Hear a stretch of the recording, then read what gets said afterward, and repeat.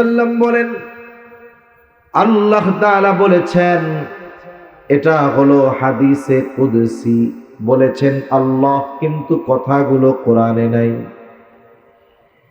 নবীজি বলেন, আল্লাহ তাআলা বলেন, আমি আমার নেককার বান্দাদের জন্য এমন জান্নাত প্রস্তুত করে রেখেছি, মা লা আইনুন রাআত, যা দুনিয়ার কোনো চোখ দেখে নাই, ওয়ালা উযুনুন সামিআত, ওই নিয়ামতের বাস্তব কথা দুনিয়ার কোনো কান শোনে নাই, ওয়ালা খাতারা আলা কলবি বাশার, ওই নিয়ামতের বাস্তব চিন্তা উপলব্ধি দুনিয়ার কোনো মানুষের অন্তর করতে পারে না। অকল্পনীয় নিয়ামত আল্লাহ তাআলা রেখে দিয়েছেন। আবার যার কবরটা কষ্টদায়ক হবে, আলমে বরজখ, ও মনে করবে এটাই মনে হয় জাহান্নাম।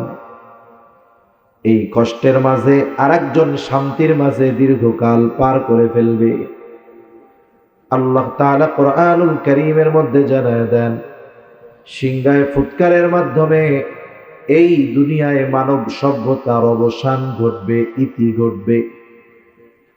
আল্লাহ তাআলা বলেন, ونفخ في الصور فصعق من في السماوات ومن في الأرض إلا من شاء الله ثم نفخ فيه أخرى فإذا هم قيام ينظرون।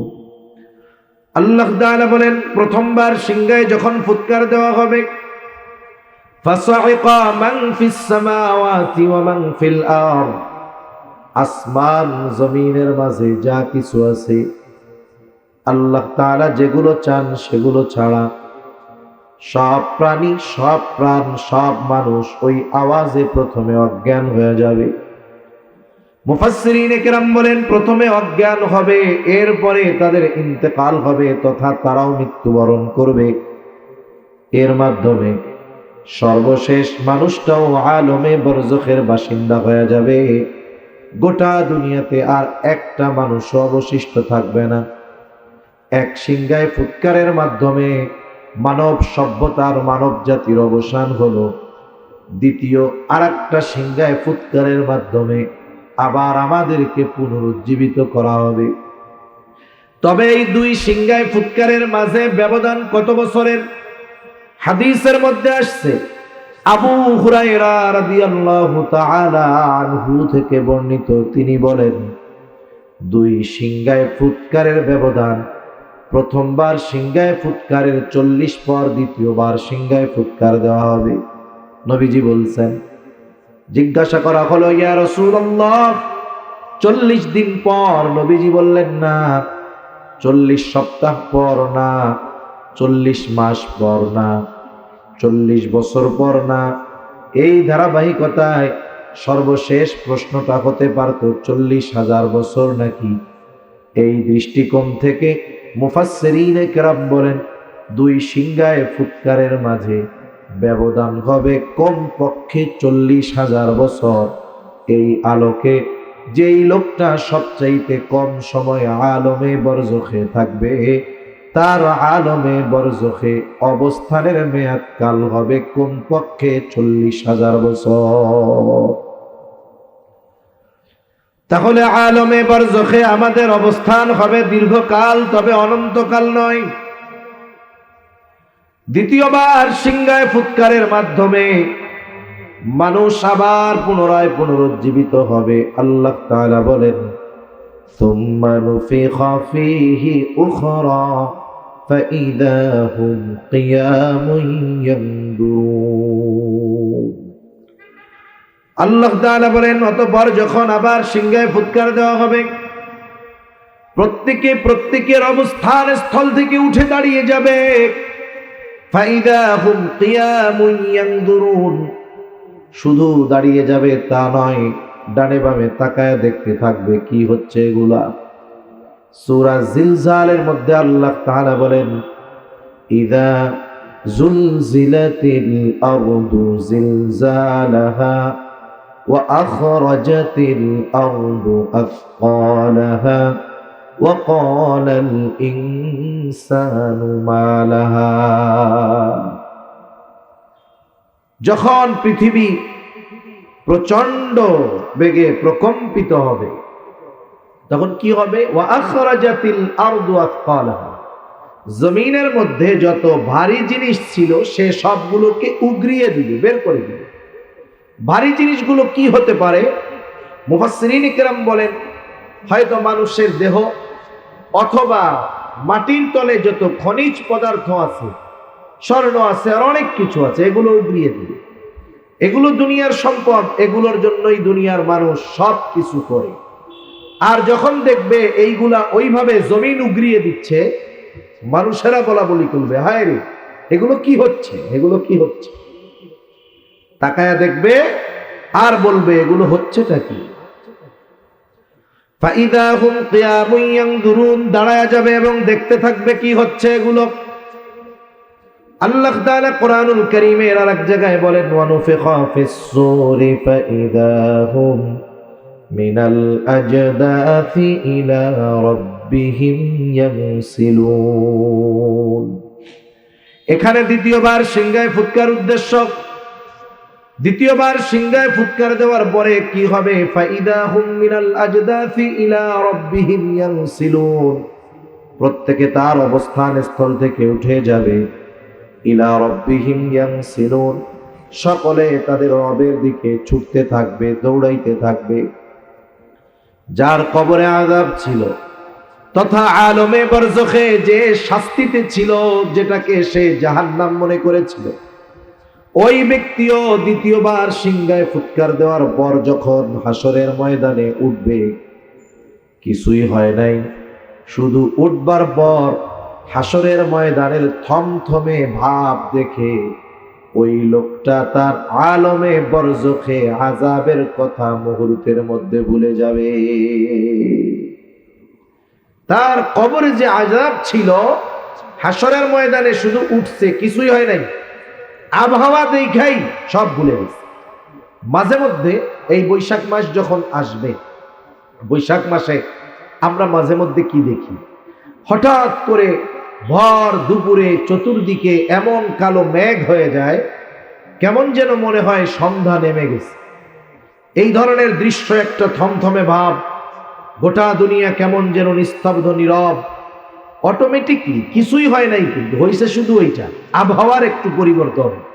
কিন্তু ওই দৃশ্যটা যখন আমরা দেখি, একেবারে গগনে অন্ধ নিমেষ কালো অন্ধকার মেঘ যখন দেখি, তখন অন্তরের মধ্যে স্বাভাবিক নিজের অজান্তে অজানা এক আশঙ্কা, ভয়, ভীতি অন্তরের মধ্যে জাগ্রত হয় কি হয় না? কিয়ামতের ময়দানের ওই অবস্থা, কিছুই হয় নাই, শুধু ভাব দেখেই তাদের অবস্থা খারাপ। তারা কি বলবে? যাদের কবরে আযাব ছিল তারা বলবে, ক্বালু ইয়া ওয়াইলানা মান বাআসানা মিন মারকাদিনা হাযা মা ওয়া'আদার রাহমানু ওয়া সাদাকাল মুরসালুন। ওই মানুষেরা বলবে, কে আমাদেরকে আমাদের অবস্থান স্থল থেকে উঠায় দিল, কে আমাদেরকে জাগায় দিল? ওই আবহাওয়া দেখা কবরের আযাব ভুলে যাবে, মনে করবে কবরে মনে হয় তারা ঘুমিয়েছিল, আরামে ছিল।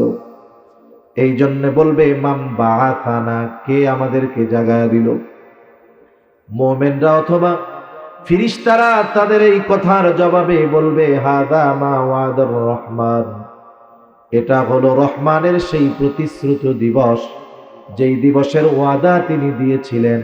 শুধু তাই না, ওয়াসাদাকাল মুরসালুন, প্রত্যেকটা নবী রাসূল ওই দিবসের সত্যায়ন করেছিলেন। প্রত্যেকটা নবী রাসূল তার উম্মতের কাছে ওই দিবসের কথা বলেছিলেন। এটাই হলো সেই দিবস। এই দিবসের এক নাম হলো ইয়াউমুল কিয়ামাহ। এটাই হলো সেই দিবস যেই দিবসের এক নাম হলো ইয়াউমুল জাযা। এটাই হলো সেই দিবস যেই দিবসের এক নাম হলো ইয়াউমুল হাসর। ওই দিবসের অন্য কোনো দুনিয়ার কোনো রাজার রাজত্ব চলবে না, কোনো প্রেসিডেন্টের প্রেসিডেন্টগিরি চলবে না। ওখানে কোনো দুনিয়ার সুপার পাওয়ার থাকবে না। বলেন তো ওই দিবসের একচ্ছত্র আধিপত্য যার হবে তিনি কে?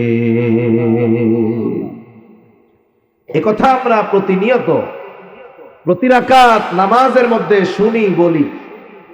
এটা কি বলে? মালিক ইয়াউমিদ্দিন, বিচার দিবসের মালিক, বিচার দিবসের মালিক। কেন ওই দিবসের নাম ইয়াউমুল হাসার? কারণ ওই দিবসে পৃথিবীর শুরু থেকে নিয়ে শেষ পর্যন্ত সকল মানুষকে একত্রিত করা হবে। কেন ওই দিবসের নাম ইয়াউমুল জাযা, প্রতিদান দিবস? ভাবে বলা যায়, আজ থেকে নিয়ে 100 বছর পর আমরা এ দুনিয়াতে আর কেউ থাকবো না। এ দুনিয়া থেকে আমাদের সকলকে চলে যেতে হবে। একটা মানুষ যখন মারা যায়, আমাদের অঞ্চলে মানুষ মারা যাওয়ার পরে ওই ব্যক্তির মৃত্যুর খবর মাইকে প্রচার করা হয়। আপনাদের এদিকে করে? কি বলে? বলে অমুক এলাকার অমুক আজ বিকাল 5 ঘটিকায় অথবা সন্ধ্যা 7 ঘটিকায় ইন্তেকাল করিয়াছে। মরহুমের নামাজে জানাজা আগামীকাল সকাল 9টায় অমুক স্কুল মাঠে অনুষ্ঠিত হবে। অতএব সকল ধর্মপ্রাণ মুসলমানদেরকে মরহুমের জানাজায় শরীক হওয়ার জন্য বিশেষভাবে অনুরোধ করা গেল। এরকম খবর আমরা মাঝে মধ্যে শুনি কি শুনি না? এখন শুনতেছি আরেকজনের খবর, একটা সময় আসবে আমার খবরও মানুষ শুনবে। তাহলে আমাদের সকলকে দুনিয়া থেকে চলে যেতে হবে, ইন্তেকাল করতে হবে। এই খবর প্রচারের সময় একটা শব্দ বলে ইন্তেকাল।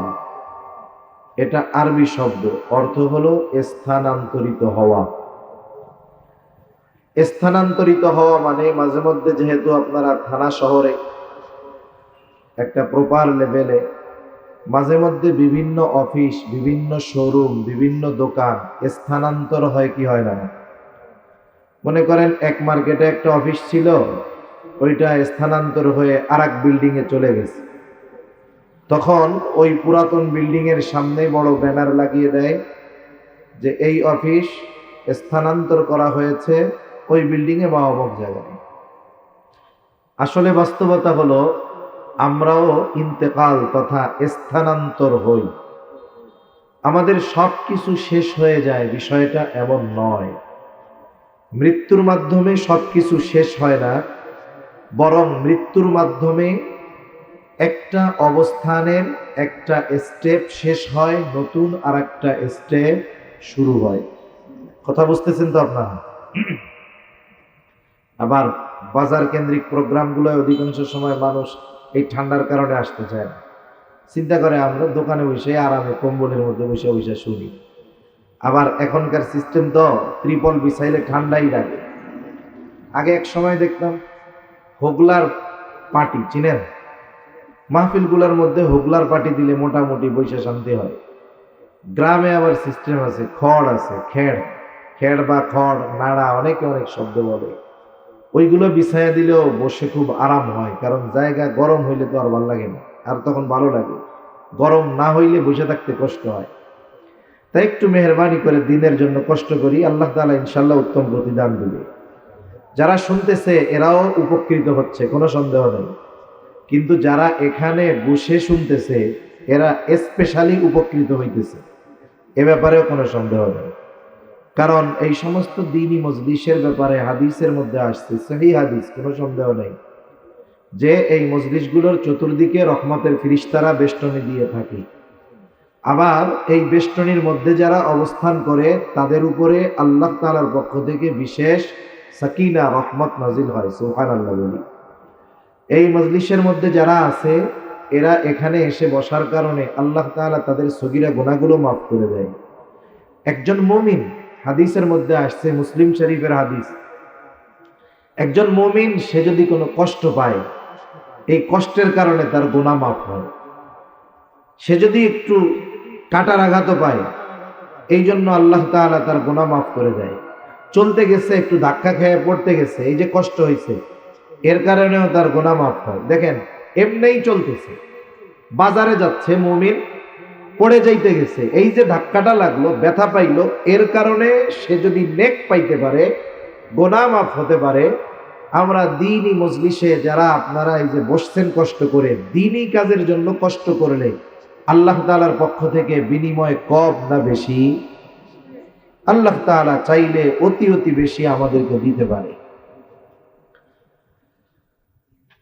তা এ দুনিয়াতে আমরা কেউ থাকবো না, মূলত আমরা নিঃশেষ হয়ে যাই না, আমরা স্থানান্তরিত হই। আসলে আমি কে আর আপনি কে? আমাদের মূল কি? মানুষ যখন মারা যায় তখন কি বলে? অমুকে ইন্তেকাল করছে, আব্দুর রহিম মারা গেছে, আব্দুর রহিম ইন্তেকাল করছে। আসলে আব্দুর রহিমটা কি? এই স্ট্রাকচার, এই বডিটা কিন্তু আব্দুর রহিম নয়।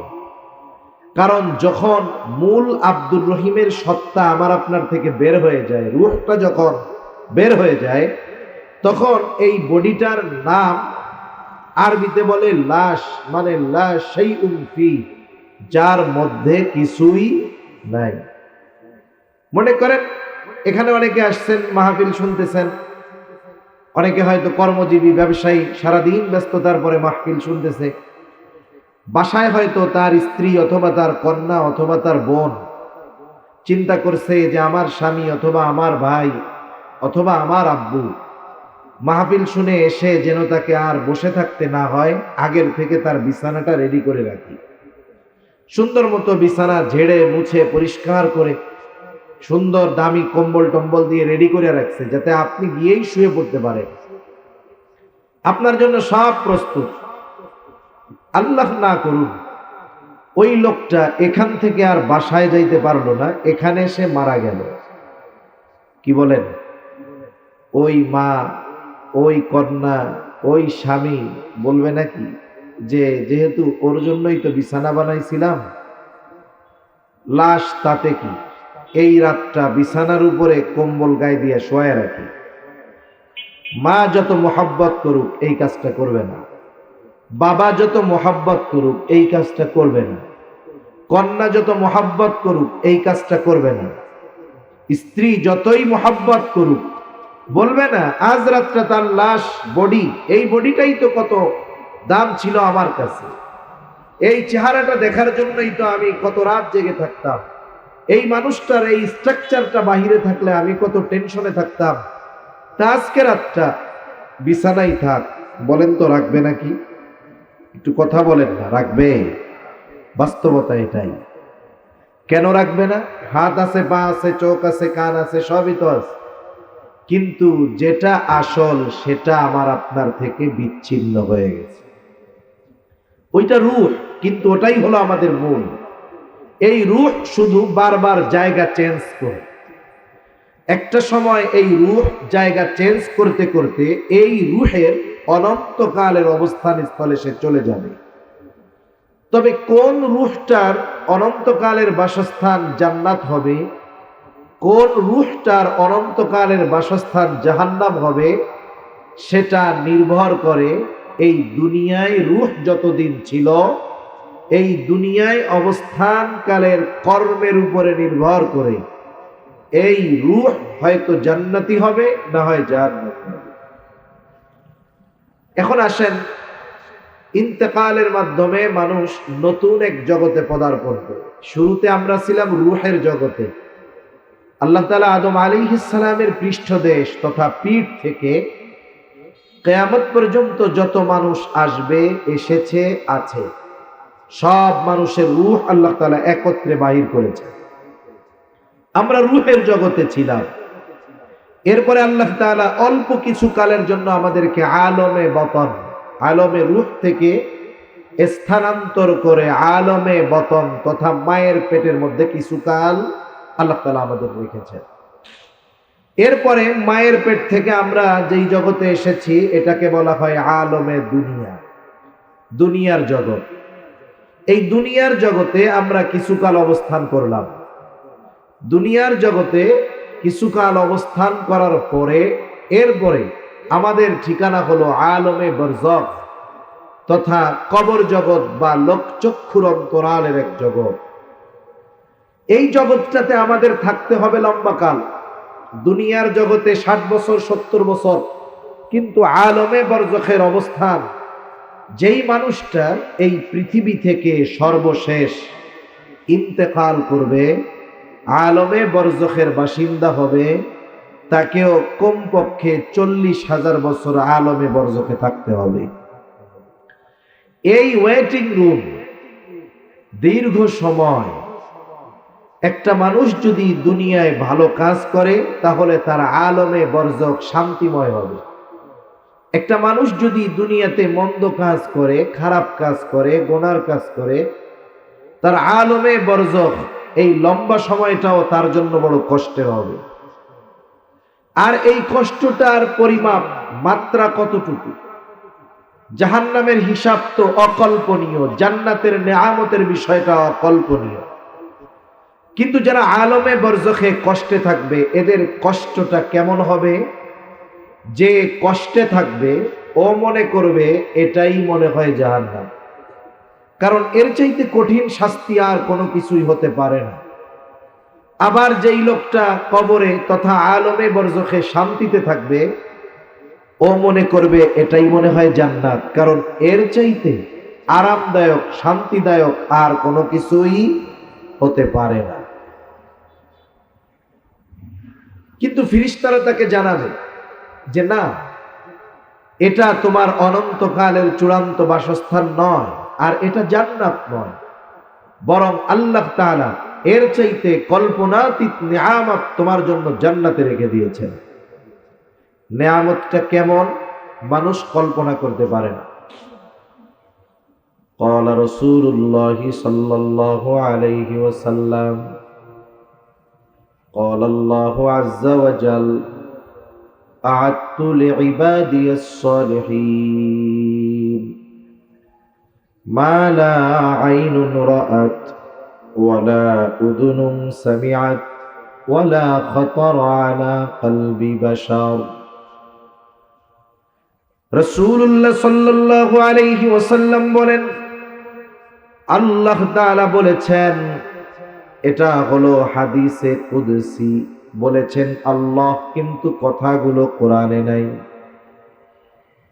নবীজি বলেন, আল্লাহ তাআলা বলেন, আমি আমার নেককার বান্দাদের জন্য এমন জান্নাত প্রস্তুত করে রেখেছি, মা লা আইনুন রাআত, যা দুনিয়ার কোনো চোখ দেখে নাই, ওয়ালা উযুনুন সামিআত, ওই নিয়ামতের বাস্তব কথা দুনিয়ার কোনো কান শুনে নাই, ওয়ালা খাতারা আলা কলবি বাশার, ওই নিয়ামতের বাস্তব চিন্তা উপলব্ধি দুনিয়ার কোনো মানুষের অন্তর করতে পারে না।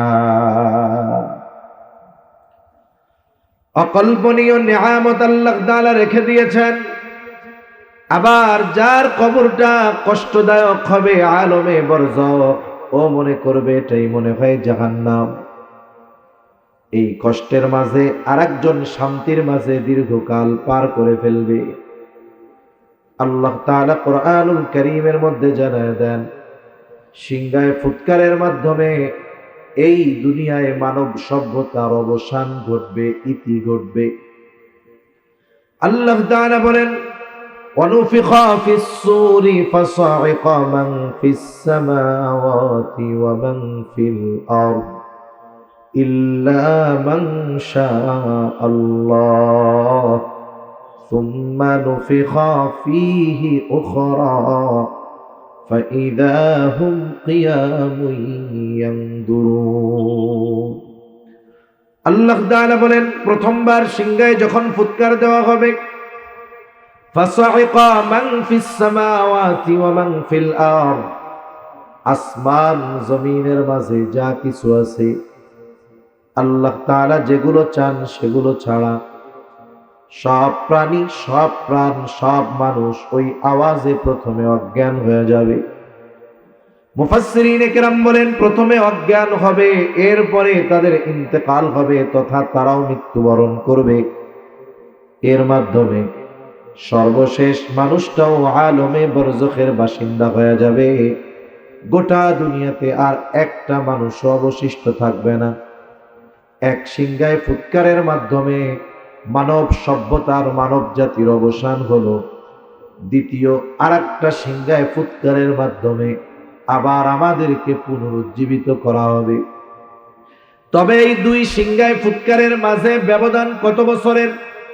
হাদিসের মধ্যে আসছে, আবু হুরায়রা রাদিয়াল্লাহু তাআলা আনহু থেকে বর্ণিত, তিনি বলেন, দুই সিংহায় ফুৎকারের ব্যবধান, প্রথমবার সিংহায় ফুৎকারের 40 পর দ্বিতীয়বার সিংহায় ফুৎকার দেওয়া হবে।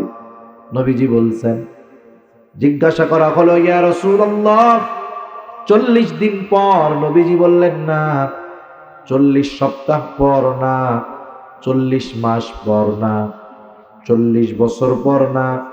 এই ধারাবাহিকতায় সর্বশেষ প্রশ্নটা হতে পারত 40,000 বছর নাকি।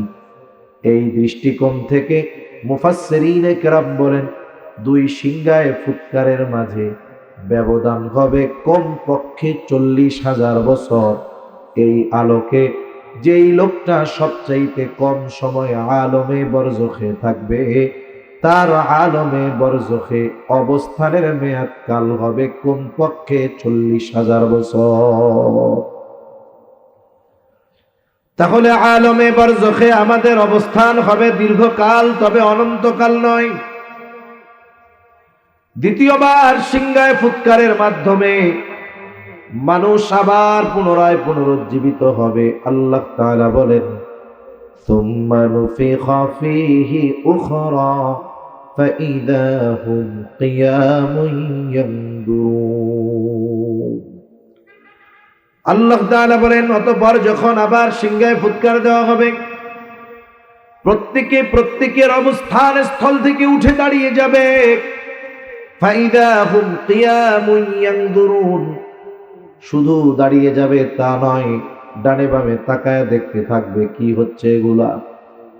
সূরা জিলজালের মধ্যে আল্লাহ তাআলা বলেন, ইযা জুলজিলাতিল আরদু জিলজালাহা ওয়া আখরাজাতিল আরদু আথকালাহা ওয়া ক্বালাল ইনসানু মা লাহা।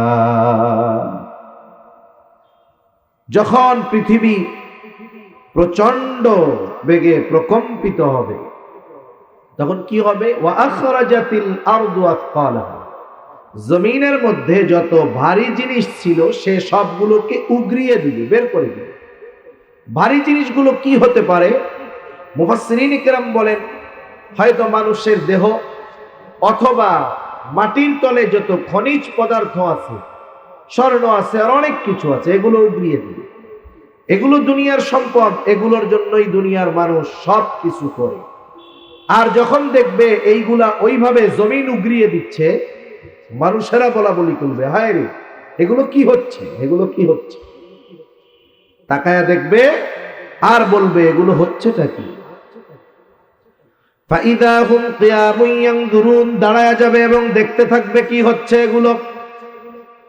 আল্লাহ তাআলা কোরআনুল কারীমের আরেক জায়গায় বলেন, ওয়া নুফিখা ফিস-সূরি ফাইদা হুম মিনাল আজদাথি ইলা রাব্বিহিম ইয়ানসিলুন। এখানে দ্বিতীয়বার সিংহায় ফুৎকার উদ্দেশ্য। দ্বিতীয়বার সিংহায় ফুৎকার দেওয়ার পরে কি হবে? ফাইদা হুম মিনাল আজদাথি ইলা রাব্বিহিম ইয়ানসিলুন, প্রত্যেকে তার অবস্থান স্থল থেকে উঠে যাবে। ইলা রাব্বিহিম ইয়ানসিলুন, সকলে তাদের রবের দিকে ছুটতে থাকবে, দৌড়াইতে থাকবে। যার কবরে আযাব ছিল তথা আলমে বরজখে যে শাস্তিতে ছিল, যেটাকে সে জাহান্নাম মনে করেছিল, ওই ব্যক্তিও দ্বিতীয়বার সিংহায় ফুৎকার দেওয়ার পর যখন হাসরের ময়দানে উঠবে, কিছুই হয় নাই, শুধু উঠবার পর হাসরের ময়দানের থমথমে ভাব দেখে ওই লোকটা তার আলমে বরজখে আযাবের কথা মুহূর্তের মধ্যে ভুলে যাবে। তার কবরে যে আযাব ছিল, হাসরের ময়দানে শুধু উঠছে, কিছুই হয় নাই, আবহাওয়া দেখাই সব ভুলে গেছে। মাঝে মধ্যে এই বৈশাখ মাস যখন আসবে, বৈশাখ মাসে আমরা মাঝে মধ্যে কি দেখি, হঠাৎ করে ভর দুপুরে চতুর্দিকে এমন কালো মেঘ হয়ে যায়, কেমন যেন মনে হয় সন্ধ্যা নেমে গেছে। এই ধরনের দৃশ্য, একটা থমথমে ভাব, গোটা দুনিয়া কেমন যেন নিস্তব্ধ নীরব। অটোমেটিকলি কিছুই হয় নাই, কিন্তু হয়েছে শুধু ওইটা, আবহাওয়ার একটু পরিবর্তন। কিন্তু ওই দৃশ্যটা যখন আমরা দেখি, একেবারে গগনে অন্ধ নিমেষ কালো অন্ধকার মেঘ যখন দেখি, তখন অন্তরের মধ্যে স্বাভাবিক নিজের অজান্তে অজানা এক আশঙ্কা, ভয়, ভীতি অন্তরের মধ্যে জাগ্রত হয় কি হয় না? কিয়ামতের ময়দানের ওই অবস্থা, কিছুই হয় নাই, শুধু ভাব দেখেই তাদের অবস্থা খারাপ। তারা কি বলবে? যাদের কবরে আযাব ছিল তারা বলবে, ক্বালু ইয়া ওয়াইলানা মান বাআসানা মিন মারকাদিনা হাযা মা ওয়া'আদার রাহমানু ওয়া সাদাকাল মুরসালুন। ওই মানুষেরা বলবে, কে আমাদেরকে আমাদের অবস্থান স্থল থেকে উঠায় দিল? কে আমাদেরকে জাগায়া দিল? ওই আবহাওয়া দেখা কবরের আযাব ভুলে যাবে, মনে করবে কবরে মনে হয় তারা ঘুমিয়েছিল, আরামে ছিল। এই জন্য বলবে, মাম বাআসানা, কে আমাদেরকে জাগায়া দিল? মুমিনরা অথবা ফেরেশতারা তাদের এই কথার জবাবে বলবে, হাযা মা ওয়াদার রহমান, এটা হলো রহমানের সেই প্রতিশ্রুত দিবস, যেই দিবসের ওয়াদা তিনি দিয়েছিলেন। শুধু তাই না, ওয়াসাদাকাল মুরসালুন, প্রত্যেকটা নবী রাসূল ওই দিবসের সত্যায়ন করেছিলেন। প্রত্যেকটা নবী রাসূল তার উম্মতের কাছে ওই দিবসের কথা বলেছিলেন। এটাই হলো সেই দিবস। এই দিবসের এক নাম হলো ইয়াউমুল কিয়ামাহ। এটাই হলো সেই দিবস যেই দিবসের এক নাম হলো ইয়াউমুল জাযা। এটাই হলো সেই দিবস যেই দিবসের এক নাম হলো ইয়াউমুল হাসর। ওই দিবসের অন্য কোন দুনিয়ার কোন রাজার রাজত্ব চলবে না, কোন প্রেসিডেন্টের প্রেসিডেন্টগিরি চলবে না, ওখানে কোন দুনিয়ার সুপার পাওয়ার থাকবে না। বলেন তো, ওই দিবসের একচ্ছত্র আধিপত্য যার হবে তিনি কে? একথা আমরা প্রতিনিয়ত প্রতি রাকাত নামাজের মধ্যে শুনি, বলি। এটা কি বলে? মালিক ইয়াউমিদ্দিন, বিচার দিবসের মালিক, বিচার দিবসের মালিক। কেন ওই দিবসের নাম ইয়াউমুল হাসর?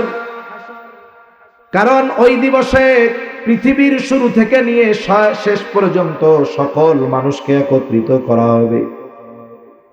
কেন ওই দিবসের নাম ইয়াউমুল জাযা, প্রতিদান দিবস? কারণ ওই দিন প্রত্যেকটা মানুষকে তার দুনিয়ার কর্মের পূর্ণ প্রতিদান আল্লাহ তাআলা দিবে। সকল চিন্তা, ভয়, ভীতি মানুষের মধ্যে এতটা কাজ করবে যে মানুষ যখন উঠবে, বিবস্ত্র অবস্থায় উঠবে, কিন্তু টেনশনে একজন আর একজনের দিকে তাকাবে। রাসূলুল্লাহ সাল্লাল্লাহু আলাইহি ওয়াসাল্লাম বলেন, কিয়ামতের দিন সকলে বিবস্ত্র অবস্থায় উঠবে, বস্ত্রহীন অবস্থায় উঠবে। আয়েশা সিদ্দিকা রাদিয়াল্লাহু তাআলা আনহা বলেন, ইয়া রাসূলুল্লাহ, মানুষেরা কি একে অপরের দিকে তাকাবে না? একজন আর একজনের দিকে কি তাকাবে না? নবীজি বলেন, আয়েশা, মানুষ এতটা ভীত চিন্তিত থাকবে যে একজন আর একজনের দিকে তাকানোর বিষয়টা কল্পনাও করবে না। ওটা সেই দিবস যেই দিবসে আমার আপনার কর্মের পূর্ণ প্রতিদান দিবেন কে? আল্লাহ। একটা জিনিস আমাদেরকে মনে রাখতে হবে, দুনিয়াতে একটা মানুষ যত খারাপ কাজ করুক না কেন, ওই খারাপ কাজের কিছু শাস্তি হয়তো সে দুনিয়ায় পায়, কিন্তু তার ওই মন্দ কাজের পূর্ণ প্রতিদান সে দুনিয়াতে পায় না। তাকে তার মন্দ কাজের, তাকে তার পাপের পূর্ণ প্রতিদান দেওয়া হবে কিয়ামতের দিন। দুনিয়াতে একটা মানুষ যত ভালো কাজ করুক না কেন, সে তার ভালো কাজের পূর্ণ প্রতিদান দুনিয়াতে পায় না, হয়তো সামান্য কিছু আল্লাহ তাআলা তাকে দেন, কিন্তু তার ভালো কাজের পূর্ণ প্রতিদান আল্লাহ তাআলা তাকে কিয়ামতের দিন দিবে। এই জন্য ওই দিবসের নাম হলো ইয়াউমুল জাযা, প্রতিদান দিবস, পূর্ণ প্রতিদান দিবস। এই কথা আল্লাহ তাআলা কোরআনুল কারীমের মধ্যে বলেন।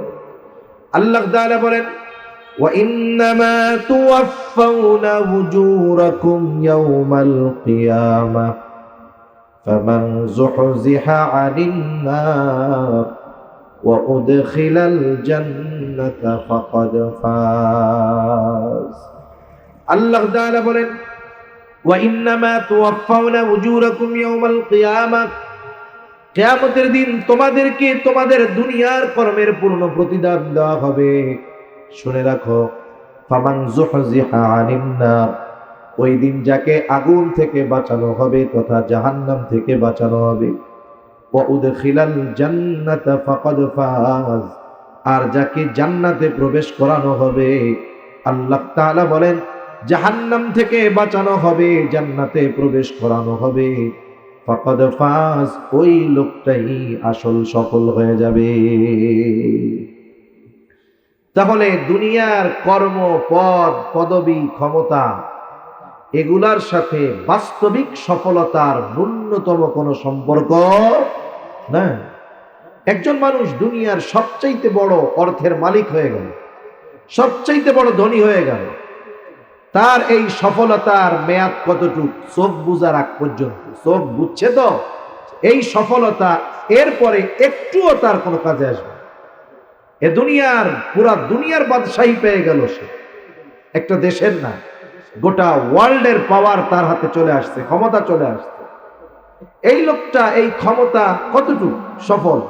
চোখ বন্ধ হবে তো সব শেষ, ঠিক কিনা বলেন? কিন্তু অনন্তকালের সফল যে, তার সফলতার শুরু আছে কিন্তু শেষ নাই। অনন্তকালে ব্যর্থ যে, তার ব্যর্থতার শুরু আছে, শেষ নাই। বরং দুনিয়াতে মানুষ ব্যর্থ হওয়ার পরেও আবার পুনরায় সফলতার জন্য উঠে দাঁড়াতে পারে। অনেক সময় বলে না, ফেইলার ইজ দ্য, কি জানি ইংরেজি একটা আছে না, পিলার অফ সাকসেস।